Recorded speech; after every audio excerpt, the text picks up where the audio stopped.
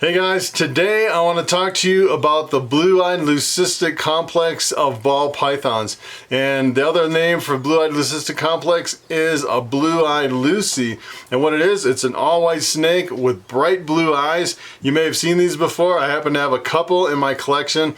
Two that I produced last year. These are produced from a bamboo and a lesser, two genes that when you mix them together has one copy of the bamboo gene, one copy of the lesser gene, and you put them together and you get an all-white blue-eyed leucistic. And it's a really powerful breeder. It's an allelic combination. They call it allelic because it acts like a super. So for example, if you bred this bamboo lesser to a normal ball python, 50% of the babies would come out bamboo, 50% would come out as lesser. You get no normals, which is really powerful. You get some really high-end stuff from Blue Eyed Lucistic combos. And I actually had these for sale at the show, and it seemed like all the kids came up to the table and they wanted to hold a snake, and you kind of knew if people were not really interested in buying a snake, they just wanted to pick one up just to check it out. The coolest snake on the whole table, and that was the all-white snake. All the kids were like, let me hold the white snake. It was pretty amazing that this snake right here is, I'd say, per show, these are probably held by 25 to 30 people wanting to pick up the Blue Eyed Lucistic complexes. So if you're thinking about in terms of breeding potential, if you're thinking about getting into breeding ball pythons, I would say a really hot seller would be if you could produce all Blue Eyed Lucistics. And as a matter of fact, I produced a male and a female this year. If I breed both of them together, I'll get a whole clutch of Blue Eyed Lucistics, which should be pretty cool. And I think they'd be a really hot seller at the shows. The only problem is most Blue Eyed Lucistics sell for a couple $100 less than these because this has the bamboo gene in it. And every time you mix in a bamboo gene with a Blue Eyed Lucistic, it seems like the price demands a higher price just because of the bamboo, because you can really make more money from breeding that Blue Eyed Lucistic because of the bamboo instead of just producing like lessers and Mojaves. It's a really good investment. I'd say it's probably a better investment than investing in like a lesser Mojave or super lesser or anything like that. And what I'm going to do today is I'm going to pull up a bunch of stuff on Morph Market and kind of go through the different morphs and how you can combine them together and what you can expect from some of these Blue Eyed Lucistic complexes. Okay, so first I want to start here on Morph Market. This is morphmarket.com. This is where they have tens of thousands of ball pythons for sale, and you can do a lot of research and look at pretty much what people have posted on here. And this is really the images from the customer. For example, this is from Royal Constrictor Designs. I've seen a lot of his videos on YouTube, and this is one of the snakes he has for sale. And it's kind of interesting to go through all the different, you could spend days and days and days just looking through all the ball pythons on morphmarket.com. And this is kind of what the top of the page looks like. You scroll down. So this is a bamboo ball python. I produced quite a few bamboo ball pythons. And the interesting thing is if you cross a bamboo with a bamboo, you get a super bamboo, which is an all-white snake.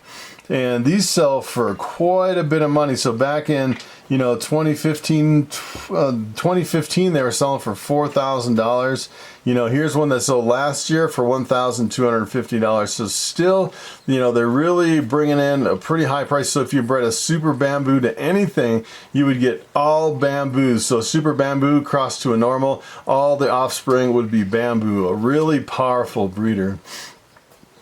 And if you look at a super bamboo up close, this is kind of interesting. It still has this kind of a yellow line right down the back, really similar to the lesser bamboo. As a matter of fact, I think the lesser bamboo has a lot cleaner look than just the super bamboo. And here is what a lesser looks like. So I actually produced a couple of these lessers. I sold them really quick. They were really hot. Some of these single gene animals, they're really inexpensive, would make a really great pet.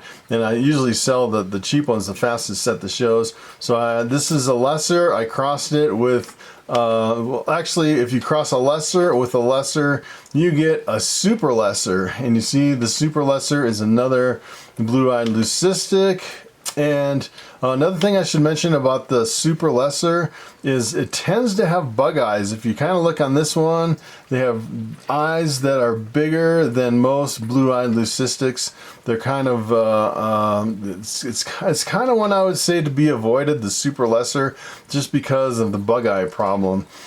And if you actually mix other genes in with any of the blue-eyed leucistic complexes, they get totally washed out, they totally disappear. For example, this is a super lesser cinnamon pastel calico pinstripe spider 100% het ghost. It has all those genes in there, and you know, this is, they usually, you know, kind of guess at the genes that are in there, unless you're breeding like a super cinnamon or a super pastel or something like that, to where you know 100% of the time they actually have those genes in there.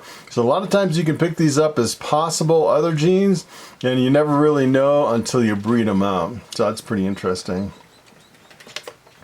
And here, this is what a Mojave looks like. And a Mojave is another one in the Blue-Eyed Lucistic Complex. And if you breed a Mojave with the Mojave, you get 2 copies of the genes. This is what you get. This is a super Mojave. And you know, some of these have other genes in it, but you really can't tell. The interesting thing about a super Mojave is it tends to have a head that is a little bit kind of browned out compared to the other ones. So I would say the ideal blue-eyed leucistic that most people want, the brightest white, the cleanest looking snake, that's usually a Mojave lesser. And you mix the two together and you get the Mojave lesser, which is pretty much the most desirable. Here is a Russo. Russo to me is, it looks pretty much like a normal ball python. It's nothing really fancy, but it is in the Blue-Eyed Lucistic Complex, which is pretty interesting. You mix 2 Russos together and you get the Super Russo, which is pretty interesting. And to me, it almost looks like some of these Super Russos kind of have bug eyes in here too. Like for example, this one, you can tell the eyes are a little bit bigger. And you know, the funny thing about the bamboo lesser that I have, it almost looked like it had smaller than normal eyes. And I'm sure if you put it next to this one, you would see a huge difference between the size of the eyes. And sometimes, you know, the bug eyes kind of bother people. And to me, it doesn't really make that much of a difference. It's not really, you know, an obvious defect that I would personally stay away from. It just has a little bit bigger than normal eyes, which for me isn't really a big deal. And here we can actually go through some of these other combos. So anything in the Blue-Eyed Lucistic combo, in the Blue-Eyed Lucistic Complex, you can actually mix with another gene in the Blue-Eyed Lucistic Complex and get a white snake. So for example, you can have a bamboo and a Russo mixed together, and here is a white snake. And here's another one. This is a Mojave lesser. This is kind of a bad picture, I think. I think it's a little oranged out. I think this is the exposure of the camera. Usually these are the brightest white.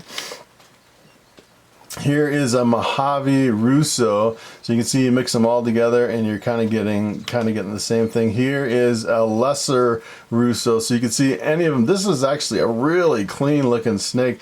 No yellow down the end. Sometimes, you know, people want the completely white snake. Some people want a little bit of yellow, and it, you know, it really depends on what you're looking for.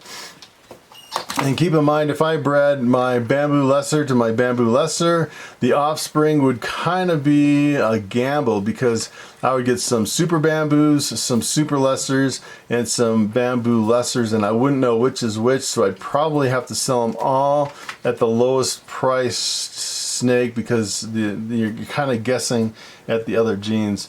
And speaking of genetics, I kind of pulled up this genetic calculator on the World of Ball Pythons. You can put in, you know, for example, you can put in a bamboo and a lesser. So here's a bamboo and a lesser. You breed them together, and here's the statistics that you'd get from breeding those two snakes together. 25% would be a normal ball python.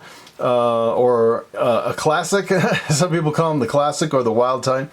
25% would be bamboos, 25% would be lessers, and 25% would be the Blue Eyed Lucistic bamboo lesser. So you see the odds are pretty slim breeding the bamboo to the lesser. So if you wanted to breed, you know, for example, you know, so the ideal pairing in my eyes would be to get a whole clutch of lesser Mojaves. So what would you have to do to get a whole clutch of lesser Mojaves?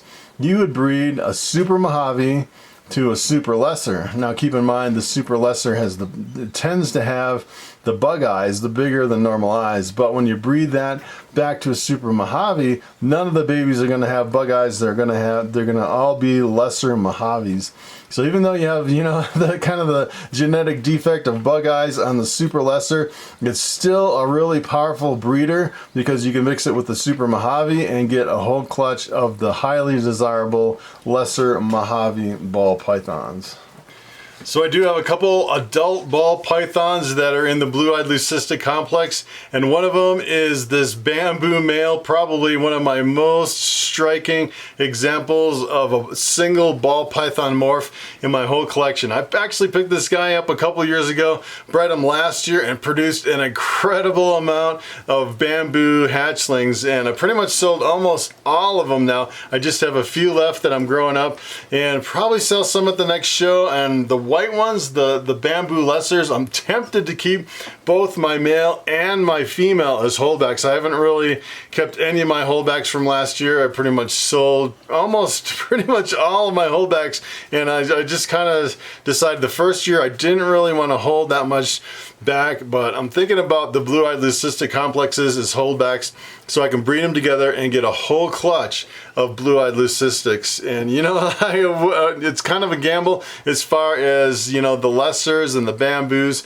and what you would get, but I think it would be kind of neat to get, you know, possible super lessers, possible, and people would buy them and they wouldn't really know what they were. It'd be kind of like an Easter egg on, you know, you wouldn't know until you actually bred them out and you figured out which ones were which.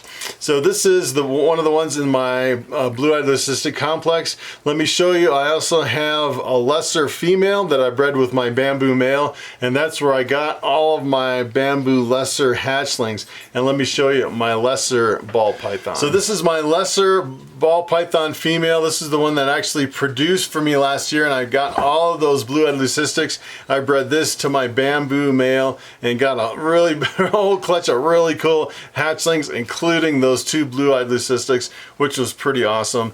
And this year she actually has a year off because she laid really late last year. I'm trying to pair up my other, I have another lesser that's looks almost exactly like this, and I'm trying to pair her up this year, but I don't, as soon as I paired her up, she went off of food, and I don't think she's gonna lay eggs this year, so I probably won't have any more Blue Eyed Lucistics at the shows this year, which is pretty unfortunate. And the interesting thing about the lessers is the babies are a lot more intense than the adults. So if you look at the lesser ball python hatchlings at my show table, you know, at the reptile shows, the babies are, I'd say, a lot more yellow than something like this. They kind of tend to fade out. This one is actually a lot more yellow than this, typically year-round, but you know, since she's going into shed, the yellows kind of fade and they kind of brown out a little bit. But it's a really cool morph, part of the Blue Eyed Lucistic Complex. So that's pretty much it. Thanks for watching, and I will see you next time.